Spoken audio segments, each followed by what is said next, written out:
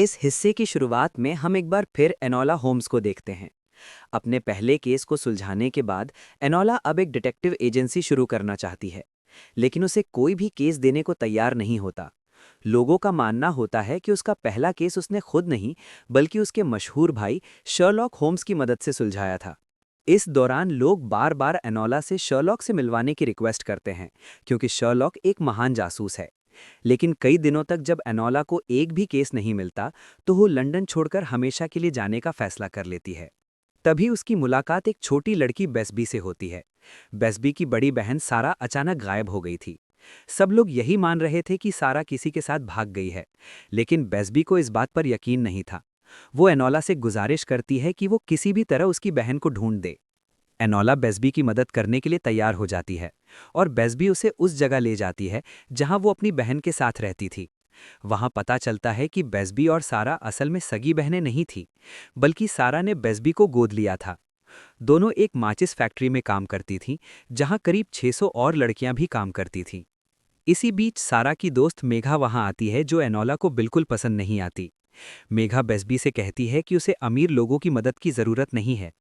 जब एनोला वहां से निकलती है, तो उसे जली हुई कागज की एक पर्ची मिलती है, जिस पर 12 मार्च की तारीख लिखी होती है।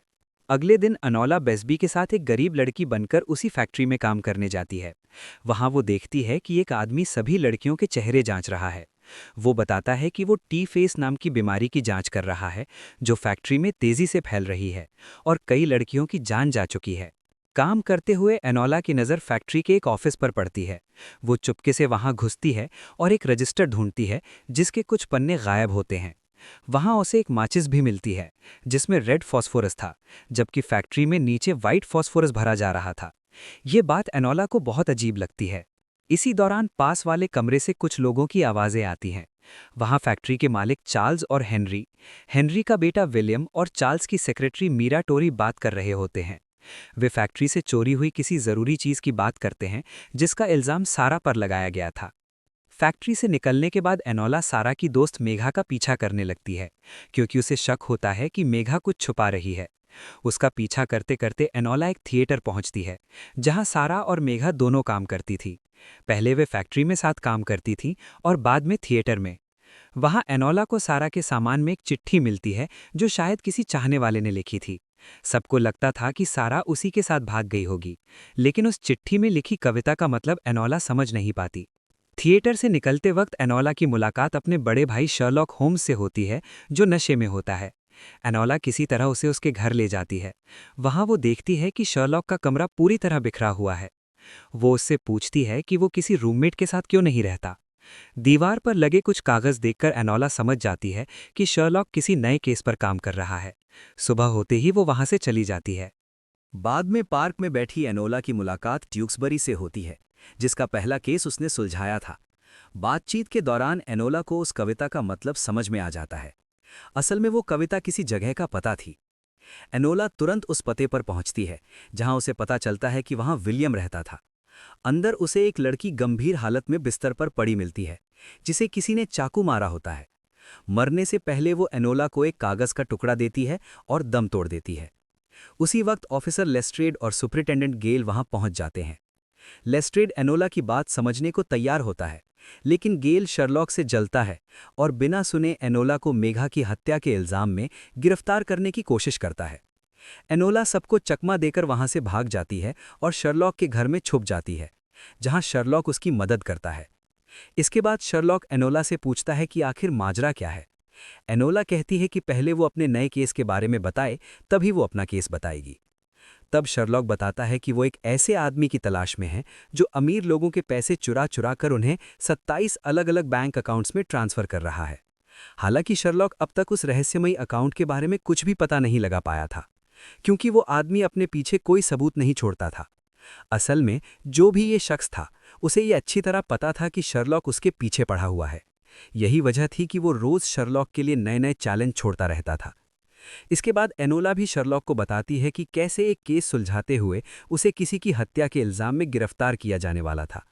ये सब सुनकर शर्लॉक तय करता है कि वो कुछ समय तक इसी घर में रुकेगा और अपने केस की गहराई से जांच करेगा।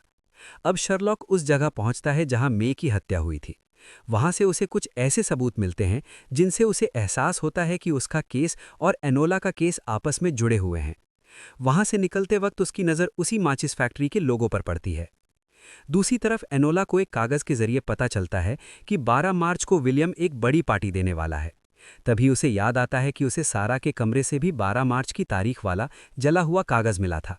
ये समझते ही वो उस पॉल पार्टी में पहुंच जाती है, जहां ट्यूक्सबरी भी मौजूद होता है। पार्टी में एनोला की नज़र सिर्फ विलियम पर टिकी रहती है। इसी दौरान सिसिली नाम की एक लड़की ट्यूक्सबरी से बात करने की कोशिश करती है, जिसके बारे में आगे चलकर खुलासा होगा। मौका देखकर एनोला विलियम से सारा के बारे में पूछती है। इस पर विलियम कहता है कि अगर वो सच्चाई जानना चाहती है तो पार्टी के बाद उससे अकेले में मिले।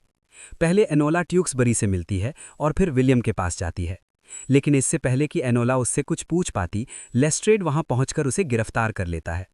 उधर शर्लॉक घर लौटता है और जांच के दौरान उसे पता चलता है कि जिन 27 बैंकों में चोरी का पैसा ट्रांसफर किया गया है, वे सभी उसी माचिस फैक्ट्री के आसपास के इलाके में मौजूद हैं। इस पहेली को जोड़ते हुए वो एक नाम तक पहुंचता है, मोरियार्टी। ये नाम शर्लॉक होम्स की कहानियों से वाकिफ लोगों के लिए जाना पहचाना है। इसी बीच शर्लॉक को अपनी बहन की गिरफ्तारी की खबर मिलती है, जिसके बाद वो तुरंत गेल से मिलने जाता है। वो गेल से कहता है कि मे की मौत वाली जगह से उसे एक पेन मिला था जिस पर खून लगा हुआ था। इसका मतलब था कि मे ने खुद को बचाने की कोशिश की थी, और ठीक वैसा ही घाव गेल के आदमी के हाथ पर भी था। शर्लॉक साफ कह देता है कि मे की हत्या गेल और उसके आदमियों ने मिलकर की थी, और इसका इल्जाम वे सारा पर डालना चाहते थे। शायद इसी वजह से सारा वहां से भाग गई थी, लेकिन उसकी जगह उन्हें एनोला मिल गई। हालांकि गेल शर्लॉक की बातों को खारिज कर देता है और कहता है कि जिस चाकू से मे की हत्या हुई थी उस पर एनोला के फिंगरप्रिंट्स मिले हैं, इसलिए अब एनोला को फांसी से कोई नहीं बचा सकता। सबूत पूरी तरह एनोला के खिलाफ थे, इसलिए शर्लॉक मजबूर होकर वहां से चुपचाप लौट आता है। असल में एनोला ने उस चाकू को छुआ तक नहीं था, साफ था कि उसे जानबूझकर फंसाया जा रहा है। कुछ दिनों बाद एनोला को फांसी के लिए ले जाया जाने वाला होता है, लेकिन तभी वहां एडिथ पहुंचती है, जो एनोला की मां यूडोरिया की करीबी दोस्त होती है, और उसके साथ खुद यूडोरिया भी वहां आ जाती है। एडिथ और यूडोरिया मिलकर एनोला को वहां से बाहर ले आती हैं। अपनी मां को देखकर एनोला बहुत खुश होती है, लेकिन उसके पास रुकने का समय नहीं होता, क्योंकि वो इस केस को सुलझाने के बिल्कुल करीब पहुंच चुकी होती है। दरअसल शर्लॉक ने ही एडिथ और यूडोरिया से कहा था कि वे एनोला को जेल से निकालें। इसके बाद एनोला बेस्बी से मिलने जाती है। वहां उसे सारा के कमरे में 2 पौधे दिखाई देते हैं। एक पौधा सफ़ेद मिट्टी में लगा होता है जो मुरझा चुका होता है, जबकि दूसरा पौधा लाल मिट्टी में लगा होता है और पूरी तरह हरा भरा होता है। यही देखकर एनोला सब कुछ समझ जाती है। अब एनोला को एहसास होता है कि मे, सारा और विलियम को इस बात का पता चल चुका था कि फैक्ट्री में इस्तेमाल होने वाला सफ़ेद फॉस्फोरस कितना खतरनाक है। दरअसल फैक्ट्री में काम करने वाली लड़कियां जो टाइफस से मर रही थीं, उनकी मौत की असली वजह यही सफ़ेद फॉस्फोरस था। चार्ल्स और हेनरी को सफ़ेद फॉस्फोरस से ज़्यादा मुनाफा होता था, क्योंकि ये लाल फॉस्फोरस से सस्ता था। इसी लालच की वजह से वे इसका इस्तेमाल बंद नहीं कर रहे थे। इन मौतों को रोकने के लिए सारा ने फैक्ट्री के रजिस्टर से कुछ अहम कागजात चुरा लिए थे, जिनसे सच्चाई सबके सामने आ सकती थी। इसी वजह से हर कोई सारा की तलाश में था, क्योंकि अगर ये कागजात बाहर आ जाते तो चार्ल्स जैसे कई बड़े लोग फंस सकते थे। इसके बाद एनोला सीधे ट्यूक्सबरी के पास जाती है, जहां सिसिली भी उससे मिलने आती है। सिसिली के जाने के बाद एनोला समझ जाती है कि सिसिली ही असल में सारा है। दरअसल सारा इस बार ट्यूक्सबरी से मदद मांगने आई थी, क्योंकि वो एक लॉर्ड था और उसकी मदद से वो न्याय पा सकती थी, लेकिन सारा वहां से जा चुकी होती है। इसके बाद एनोला और ट्यूक्सबरी उसी माचिस फैक्ट्री पहुंचते हैं जहां शर्लॉक पहले से मौजूद होता है। वहीं उन्हें विलियम की लाश मिलती है। उसके पास वही कागज होता है जैसा एनोला को मे की मौत के समय मिला था। एनोला तुरंत समझ जाती है कि ये कागज दरअसल एक नक्शा है। उस नक्शे की मदद से वे सभी एक थिएटर पहुंचते हैं, जहां सीट के नीचे उन्हें वही कागजात मिलते हैं जो सारा ने फैक्ट्री से चुराए थे। वही सारा भी मौजूद होती है और विलियम की मौत की खबर सुनकर बेहद दुखी हो जाती है। इसी बीच ग्रेल वहां आ जाता है और झगड़ा शुरू हो जाता है। सारा किसी तरह ग्रेल के हाथ पर वार करके वहां से भाग निकलती है। इसके बाद एनोला, ट्यूक्सबरी और शर्लॉक मिलकर ग्रेल और उसके आदमियों से लड़ते हैं। इस दौरान ऊंचाई से गिरने की वजह से ग्रेल की मौत हो जाती है। थोड़ी देर बाद पुलिस और चार्ल्स वहां पहुंचते हैं।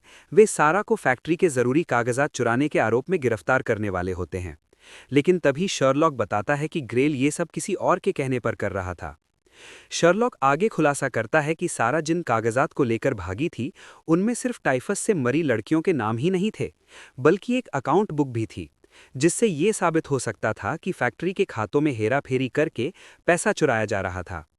इन्हीं कागजात को हासिल करने के लिए ग्रेल को सारा के पीछे लगाया गया था।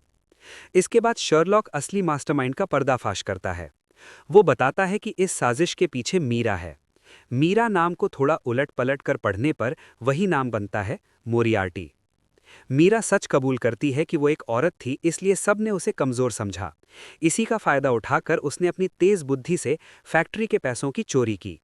इसके बाद चार्ल्स के कहने पर मीरा को गिरफ्तार कर लिया जाता है, लेकिन चार्ल्स अपनी करतूत छिपाने के लिए उन कागजात को जला देता है जिनमें उन सभी लड़कियों के नाम थे जो सफ़ेद फॉस्फोरस की वजह से मरी थीं। अगले दिन सारा एनोला और बेस्बी के साथ फैक्ट्री जाती है और वहां काम करने वाली सभी महिलाओं को सच्चाई बताती है कि सफ़ेद फॉस्फोरस की वजह से ही वे बीमार हो रही हैं और मर रही हैं। ये सुनते ही सभी महिलाएं सारा के साथ हड़ताल पर चली जाती हैं। कुछ दिनों बाद दिखाया जाता है कि एनोला ने अपनी छोटी सी डिटेक्टिव एजेंसी खोल ली है। उससे मिलने शर्लॉक भी आता है और बताता है कि ट्यूक्सबरी ने चार्ल्स को सजा दिलवा दी है। शर्लॉक एनोला को एक अखबार दिखाता है जिसमें खबर छपी होती है कि मीरा जेल से फरार हो चुकी है। फिल्म के आखिरी दृश्य में शर्लॉक अपने नए रूममेट डॉक्टर जॉन वॉटसन से मिलता है, जिन्हें एनोला ने ही भेजा था ताकि शर्लॉक अकेला न रहे। यहीं से शर्लॉक और वॉटसन की मशहूर दोस्ती की शुरुआत होती है।